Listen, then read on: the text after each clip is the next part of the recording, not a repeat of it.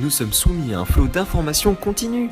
Nous consommons, tous médias confondus, environ 100 500 mots et 34 gigaoctets par jour, dont 60% de ces infos sont transmises par la radio et la télévision. Mais les médias, qu'est-ce que c'est? Alors c'est simple, ce sont les différents canaux de communication entre la personne et l'auditoire que la personne vise. La télévision, la radio, les journaux et Internet sont différents types de médias. Les imprimés sur papier étant les plus anciens. Aujourd'hui, avec l'évolution technologique, nous sommes exposés aux médias presque continuellement. Les médias façonnent notre conception de ce qui est vrai. Ils sont présents sous forme d'affichage, de signalisation, même sur nos vêtements, nos relances à la radio, à la télé, sur l'ordinateur et le téléphone portable, ainsi que les médias sociaux, les vidéos en ligne.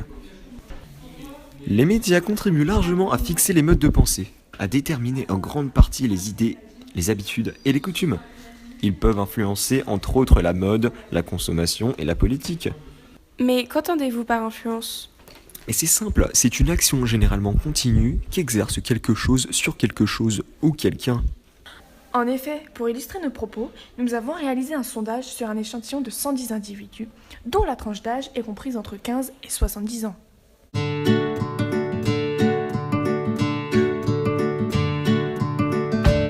La promotion des ventes a l'ambition d'agir sur le comportement des consommateurs, c'est-à-dire sur l'ensemble de leurs réactions objectivement mesurables. Elle vise à stimuler un changement de comportement chez le consommateur de façon à créer une consommation plus importante. Les publicités à la télévision ou les affiches publicitaires dans la rue, sur les arrêts de bus ou même dans les journaux, les magazines, tout cela favorise la transmission de l'information qui est ici le cas de la promotion. En véhiculant cette information, il y a ainsi plus de personnes au courant de ce procédé et par conséquent, ces personnes-là seront plus susceptibles d'acheter le produit avec la promotion. Étant donné que la presque totalité de la population possède déjà un tel crayon, le besoin d'en avoir un nouveau n'est pas immédiat. Pourtant, 18,3% seront prêts à débourser 5 € pour un taille-crayon neuf à cause d'une promotion de 87,5% en pensant avoir fait une bonne affaire. On peut aussi prendre exemple avec la marque de café Nespresso. En effet, cette marque cherche aujourd'hui à développer sa notoriété et à asseoir son image auprès du grand public. Pour y parvenir, la première stratégie a été la campagne de publicité avec George Clooney. Le résultat de cette campagne ne s'est pas fait attendre. En choisissant la star du cinéma pour la communication de l'image de la marque de machine, le chiffre d'affaires a augmenté de près de 40%. On peut donc conclure que la publicité et l'image que celle-ci transmet a un impact important sur la consommation et les choix du consommateur. La publicité pour les commerces annonce le plus souvent des opérations spéciales destinées à raviver l'intérêt des consommateurs. Ces derniers n'ont, en fait, pas de besoin particulier, mais ont peur de passer à côté d'affaires exceptionnelles. Dans ce cas-ci, ils pensent économiser 35 €, ce qui est une très bonne affaire, il faut le reconnaître, alors qu'ils dépensent quand même 4,99 € pour un objet qui ne leur est pas forcément indispensable. En effet, avec les médias qui véhiculent les promotions, un besoin peut être créé pour inciter les individus à consommer davantage.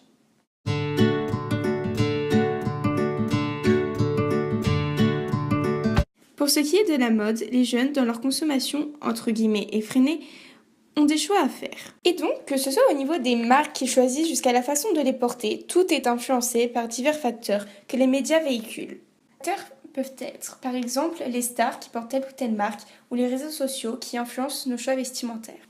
Par conséquent, les médias incitent donc les jeunes à porter telle ou telle marque plutôt qu'une autre et de choisir le style vestimentaire allant avec la marque. Les réseaux sociaux influencent largement les plus jeunes. En étant sur le réseau social Instagram, nous constatons qu'il y a un grand nombre de photos montrant des jeunes filles portant un choker. Désormais, nous remarquons qu'il y a beaucoup de personnes qui portent des chokers dans la rue. On peut donc conclure que les réseaux sociaux influencent et jouent un rôle important dans le style vestimentaire des plus jeunes. En fonction de la moyenne d'âge, les résultats divergent. En effet, la majorité des jeunes ont choisi la réponse A, qui était qu'ils prenaient leur source d'inspiration sur les réseaux sociaux. En outre, les personnes de plus de 40 ans ont répondu pour la plupart qu'ils n'avaient pas vraiment de source d'inspiration et que tout ce qui était confortable leur convenait. Soit 48% des individus ont répondu à cette question du sondage. On peut donc en conclure que, généralement, plus l'individu est jeune, plus il est influençable. En effet, ceci est dû à la socialisation primaire. Socialisation qui s'explique par une intériorisation des normes et des valeurs jusqu'à la majorité. L'enfant, n'ayant pas encore atteint 18 ans, est dans la plupart des cas malléable. Ce qui explique que souvent dans la rue, nous rencontrions des enfants de moins de 10 ans portant un sac à dos avec l'effigie de leurs héros préférés, tels que Violetta ou Batman.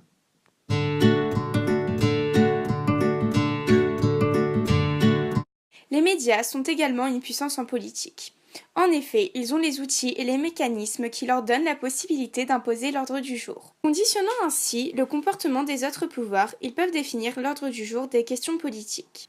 Ils peuvent également détruire la réputation d'une organisation ou d'une personne. Dans quelques instants, nous illustrerons ce propos avec le cas de l'affaire Fillon. Ainsi, les médias sont une véritable puissance en politique, de par leur capacité à faire, mais aussi à détruire la réputation d'une entité. Le Canard enchaîné, journal hebdomadaire satirique, a révélé le mercredi 1er février 2017 que François Fillon avait employé sa femme en tant que collaboratrice parlementaire à plusieurs reprises.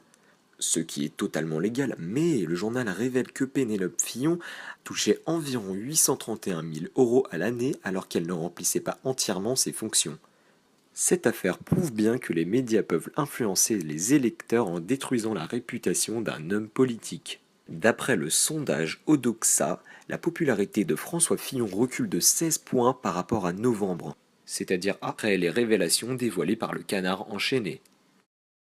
D'après notre sondage, 51,4% pensaient que Hillary Clinton aurait dû être élue présidente des États-Unis au vu de ce qui se disait dans les médias. 27,5% ne savaient absolument pas qui allait être élu président des États-Unis jusqu'à la dernière minute. Ce qui fait environ en tout 80% qui n'auraient jamais imaginé que Trump soit élu aux élections présidentielles des États-Unis. Pourtant, 12,8% ont affirmé savoir que les Américains voulaient du changement, ce qui justifierait la victoire de Donald Trump. En 1987, Trump déclarait « Si vous êtes différent ou scandaleux, les médias vont écrire à votre sujet ». Il avait raison. En effet, lors de sa campagne, il déclarait « Lorsque le Mexique envoie ses gens, il n'envoie pas les meilleurs éléments. Il apporte de la drogue et de la délinquance. Ce sont des violeurs. » Ces propos lui ont attiré les foudres de plusieurs milliers de personnes, dont des célébrités comme Eva Longoria, mannequin et actrice américaine, qui a incité ouvertement la population à voter pour Hillary Clinton. De plus, l'actrice n'était pas la seule. En effet, Michelle Obama, femme de l'ex-président Barack Obama, a activement fait campagne pour Hillary Clinton. Étant la femme du président à ce moment-là, elle a donc influencé des milliers de personnes. En définitive, d'après la source lesinbrook.com, sur 200 médias, 194 avaient soutenu Hillary Clinton. Malgré les arguments d'autorité, la candidate n'a finalement pas remporté les élections présidentielles.